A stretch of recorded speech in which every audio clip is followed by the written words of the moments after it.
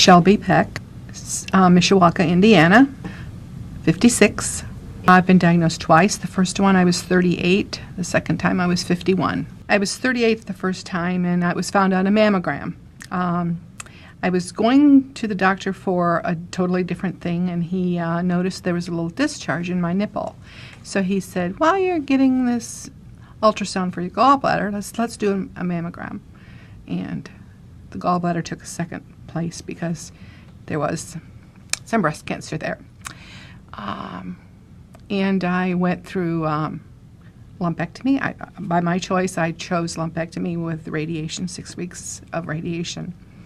And then the second time, I chose the same option. It was on the other side of the breast. It was not a recurrence. It was totally new cancer. And the second time, there were 2 tumors.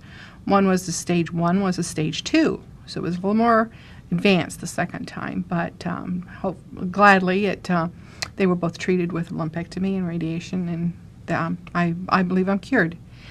But the special thing that I do want to mention is that how important mammograms are, is because both times mine were found on a mammogram. And I had a dear friend who was diagnosed the same time I was with breast cancer. She died, I lived. And the reason that is because her doctor watched her breast tumor for a year. And when she was finally diagnosed, it was too late. So I lost her, and then it was you have that survivor guilt sometimes. You know, I felt that.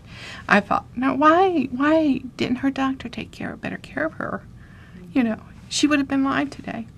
But while she was alive, she and I attended a support group for breast cancer patients called Woman to Woman. It's an American Cancer Society program.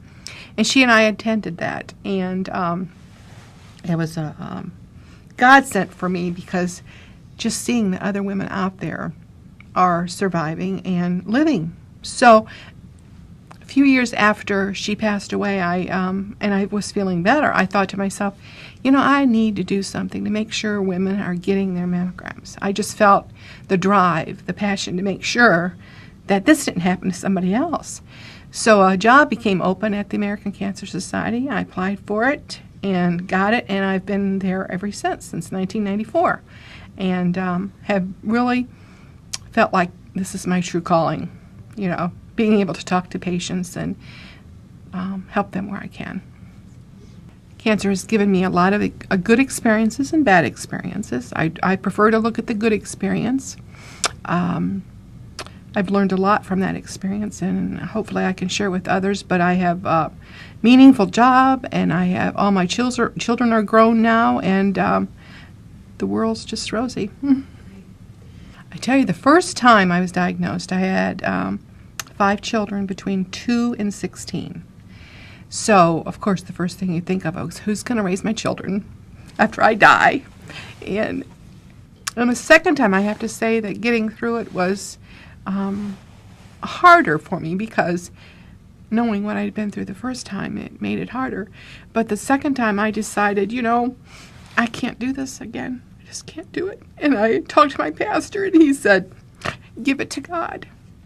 And after that day, I never gave it a second thought. I just went through the motions of what I had to do, and God was right there next to me. I am a strong woman. I really am. I see strengths where I never thought I had them before, and much more outgoing. I am very emotional about certain things, about patients and my family. But and I've also learned that cancer is not just for the patient. It's a family affair. The whole family goes through it. An excellent story that I like to tell is my 5-year-old son was in kindergarten at the time of my first diagnosis, and needed cupcakes for kindergarten class. I wasn't able to make them. I was too sick. So my husband made them. The next morning, he got up and he said, "Mom, will you frost them?" I couldn't. I just was too sick.